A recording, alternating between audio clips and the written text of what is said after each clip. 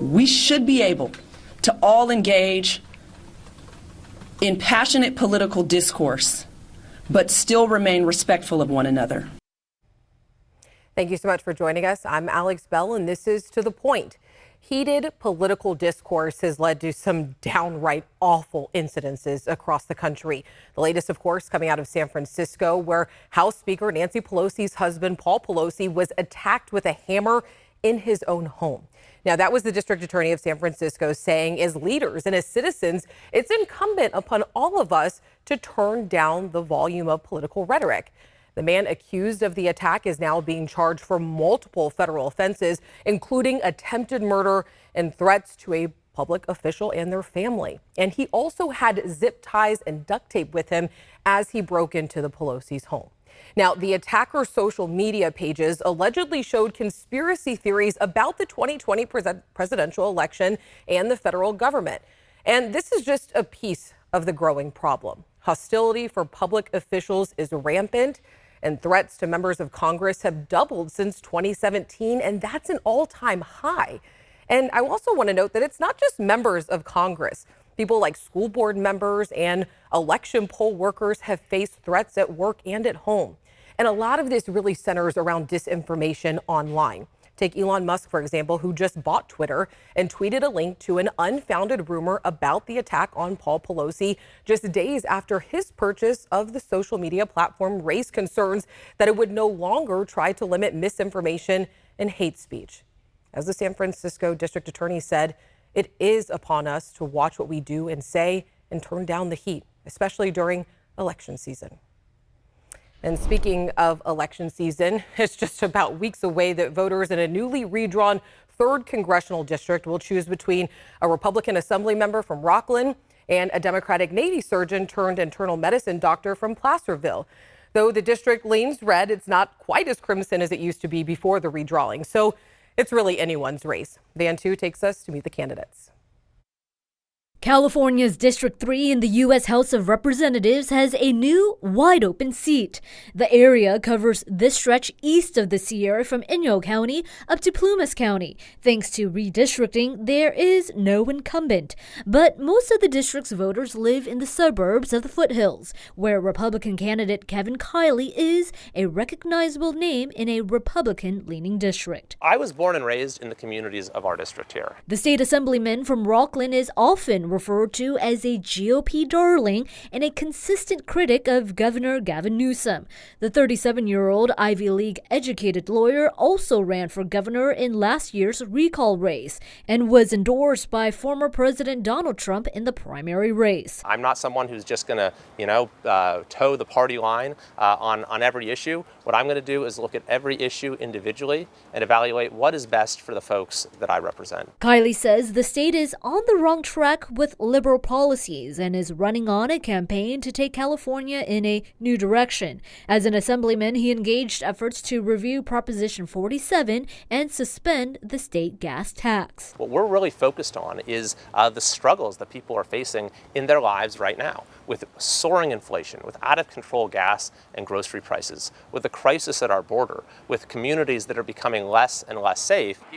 Democratic candidate Dr. Kermit Jones says he sees these issues as interconnected. I think safety is tied pretty directly to our economy, and there are a lot of people that are suffering right now. So we need to fix our economy, make sure that we fund the police. The 46-year-old Placerville Navy surgeon turned family doctor is running on a relatively moderate campaign with issues focusing on the rising costs of health care, homelessness, and infrastructure and jobs. He says he's not a career politician. My training as a physician, I never ask someone whether they're Democrat or Republican. I just take care of them. On the issue of abortion rights, Jones says his stance is clear. When a woman is trying to make some of the most consequential decisions of her life, or patients of mine in which they would have died without an abortion, this is not a political issue. It's not an issue that people should use for political climbing. Jones is endorsed by the Planned Parenthood Action Fund and Narrow Pro-Choice America. Kiley is endorsed by the California Pro-Life Council and Right to Life Federation, though he voted against several state bills that would provide more access to women seeking abortions. Kiley's campaign has said he would oppose making abortion a federal issue. That's a state issue, and I'm running for federal office, so I have no plans, and nothing that I do will affect the level of access that is available in California right now. The two candidates do find some common ground when it comes to wildfire prevention. We need to prioritize forest management, and we need to also remove these senseless regulations that get in the way of forest management. Give people tax rebates to harden their homes, get the federal government on the hook for actually doing the fuel reduction that it needs to on federal lands. And between the two campaigns, a total of $5.5 million has been invested in this race. Each candidate has raised roughly the same amount. And if the primary results say anything about how close the race might be, Kevin Kiley got 39.7% of the vote and Kermit Jones got 38.7%. All right, a big topic heading into the election is how California handled the pandemic. We all know that was controversial. So the effort was largely headed by the governor, Department of Health and Human Services, and the Surgeon General.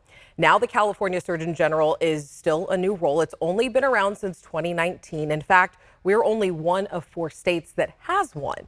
The role of the Surgeon General is to advise the governor, Health and Human Services, and public health on issues that are impacting Californians, as you can imagine. So Dr. Diana Ramos is currently California's Surgeon General, and we got to catch up with her about how things are looking on the COVID front 2 years after the pandemic. She says one thing is abundantly clear: vaccines make a difference.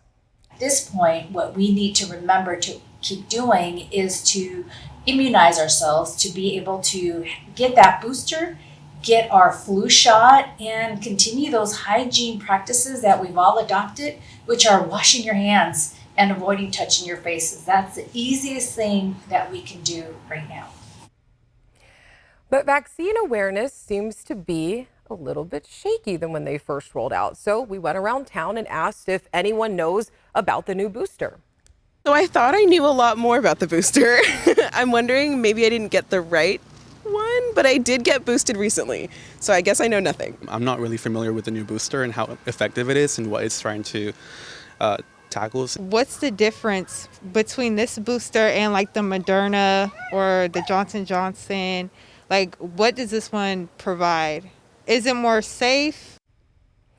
So you can see you're not alone if you have no idea what is going on with the boosters. A Kaiser Family Foundation study found that awareness of the new boosters is, as I said before, it's shaky. The study found that about a third of adults say that they have heard a little about the booster. So here is what you need to know if you're interested in getting boosted. So the updated booster is called bivalent, and it became available this past September. And it's called bivalent because the booster protects against both the original virus that causes COVID-19 and the Omicron variant. Now, the CDC recommends that people ages 5 years and older receive one updated bivalent booster if it has been at least 2 months since your last COVID-19 vaccine dose. The CDC, along with the California Department of Public Health, says that it is safe to get a flu shot and a COVID vaccine at the same time. Now, there are some contingencies based on your age. So if you do want more information about how to get boosted, all you have to do is just go to abc10.com. Of course, we have the full breakdown of everything you need to know right there. And if you do want to get vaccinated, now might be the best time because soon it might get a little bit harder to get a free shot. If you're looking to get vaccinated against COVID-19, now is probably as good a time as ever, because right now, every COVID-19 vaccine that's available or has already been administered was paid for by the federal government. But that's all probably going to change next year. Congress hasn't approved the additional funding that the federal government needs to continue paying for the COVID-19 vaccine. So once the government supply runs out, the vaccines will transition into the private sector. And Pfizer says that it plans to increase the cost of its COVID-19 vaccines by as much as 400% once it transitions into the commercial market. So the shots will likely still be covered by insurance, but people without insurance are likely going to have a hard time finding those free shots. So these changes will likely go into effect at the beginning of next year. And back in August, an assistant secretary for Health and Human Services said that the Biden administration anticipates that it won't have the federal funds to purchase or distribute vaccines as early as this upcoming January. All right, as we close out Domestic Violence Awareness Month, we are following a survivor who overcame the odds to accomplish the impossible. We'll have her remarkable story coming up next. All right, let's get a check of our forecast here because, Monica, we're actually expecting some rain. We certainly are. It's going to hold off for tonight, but you can see that band of clouds and the rain quickly approaching in the forecast as we look out to the Gilmore backyard. Right now it is dry, but three big changes heading our way. This is going to be the first significant rain since mid-September. Chance of snow developing overnight tonight through tomorrow with chains and travel delays likely, plus colder. Valley lows in the 30s. The bottom line with the Sierra travel is it's not recommended, especially with near whiteout conditions, major travel delays, road closures, and chain controls on tap for tomorrow. The low pressure system driving in from the Pacific Northwest with cold air. The rain gets going just after the morning commute, mainly around noontime with that band pushing through the valley. Snow for the Sierra. This will continue to move its way east, so the valley actually clears out pretty quickly here, but those snow showers linger into the night for the Sierra and into our Wednesday as well. Just a slight chance of a valley shower lingering into our Wednesday. We also have that chance of thunderstorms as well in the northern part of the valley. Periods of rain will give us about 1/4 of an inch to 1/2 an inch in the valley. By the time we get to Wednesday morning, 8 to 14 inches up top for the Sierra, 3 to 8 inches down low. Our 10-day forecast, well, we've got the rain on tap for tomorrow. That is going to set the stage for a much cooler weather pattern on Wednesday. Highs in the 50s, morning lows on Thursday in the 30s. There were many times that I wanted to be like, just take me back down the mountain. I'm done. Tonight, the powerful story of an adaptive athlete who overcame pain and the odds to climb Mount Kilimanjaro. Erica Bogan suffered a spinal cord injury that paralyzed much of her lower body in a domestic violence dispute 21 years ago. And today, as we wrap up Domestic Violence Awareness Month, Becca Habeger joins us now to talk about this athlete's journey because, Becca, you got to go with her. Right. It was an honor. I got to go as a camera operator on this documentary following her. Erica Bogan is an adaptive athlete who lost the use of her legs more than 2 decades ago. She says she has struggled over the years, not only with chronic pain, but also with her mental wellness. And that's why she wanted to climb Mount Kilimanjaro. That's right. She wanted to send a message. Sacramento filmmaker and my friend, Cody Leibowitz, asked me to help document the journey with ABC 10's blessing as Erica climbed Mount Kilimanjaro last month. That goal was to raise awareness about suicide within the disability community, something she has struggled with in past years, and how she has lost several friends. With a peak of 19,341 feet above sea level, Mount Kilimanjaro in Tanzania is the tallest mountain in Africa. It was both mentally and physically the most challenging thing that I've ever done, and that includes giving birth to 3 children. Adaptive athlete Erica Bogan and Sacramento documentary filmmaker Cody Leibowitz connected through a nonprofit called More Heart Than Scars, which helps people with disabilities compete in things like Tough Mudders and Spartan races using adaptive equipment and lots of great teamwork. Cody was talking with the nonprofit about a documentary idea when he learned about Erica's determination to climb Mount Kilimanjaro. When we first heard Erica's story in November, December of 2020, we were like, wow, she wants to accomplish this and she wants to accomplish it to raise awareness. Okay, we're on board. The full group included a documentary crew of 6. There's me capturing this sunrise above the clouds, Erica and her team, plus dozens of porters and guides who carried our luggage and helped Erica up the mountain. It was really important to me, as well as really important to the rest of the team, for people to see that, no, I was not just having my team carry me up the mountain. I wanted to do as much independently as I possibly could. At certain parts of the mountain, I couldn't be in my wheelchair. And so the team had to carry me in like a piggyback. Being in that, as much as it did help, and I'm grateful that we had it, towards the end of the climb, it became a torture device.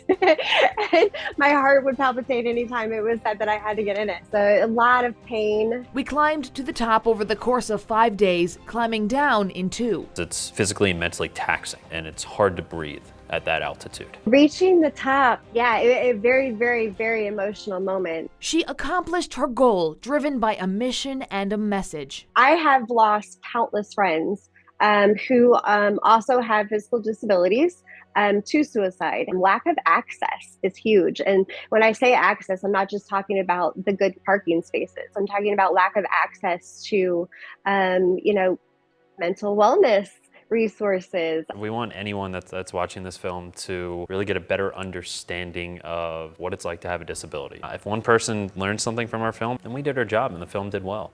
Wow, Becca, climbing Mount Kilimanjaro has to be just very difficult, but then those extra challenges for Erica having to make that climb. Yeah, right. As I mentioned, she suffers from chronic pain. So on that last day when we were reaching the summit, she actually passed out 5 times from the pain.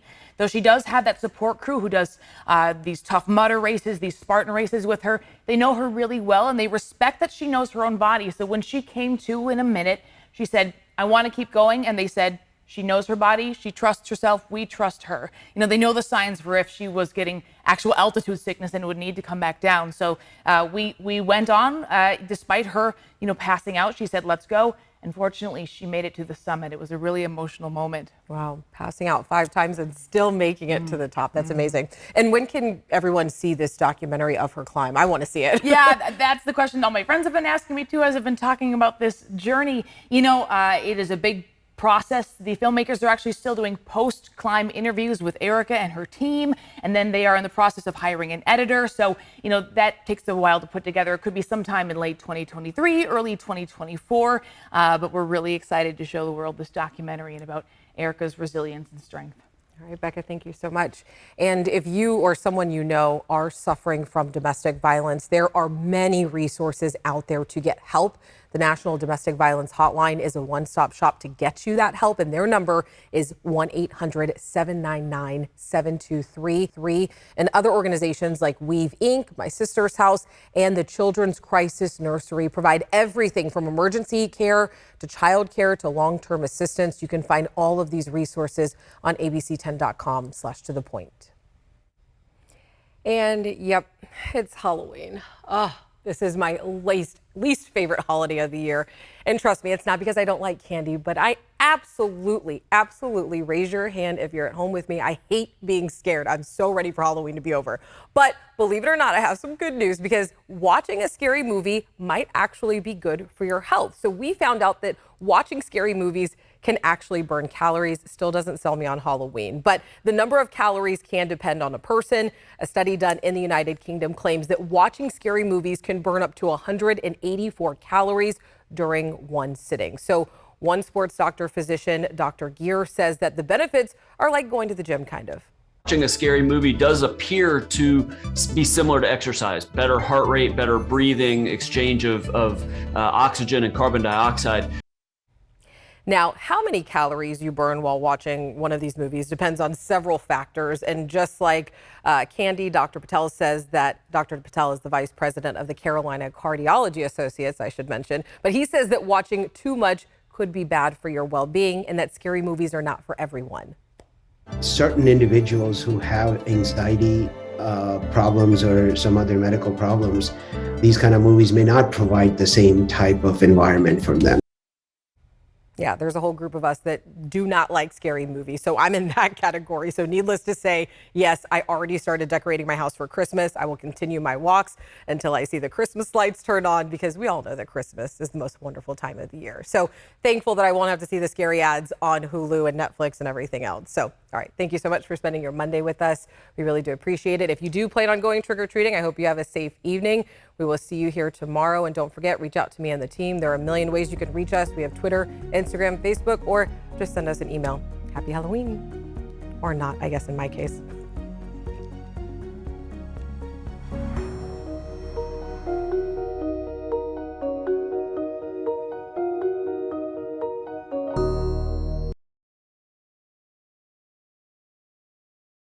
Hey, it's Alex. Just wanted to say thank you so much for watching. I really love hearing from everyone, and I hope that you'll stay in touch. Reach out to me on Facebook at AlexBellTV, or you can email me at tothepoint@abc10.com, or you can even send me a text message at 916-321-3310.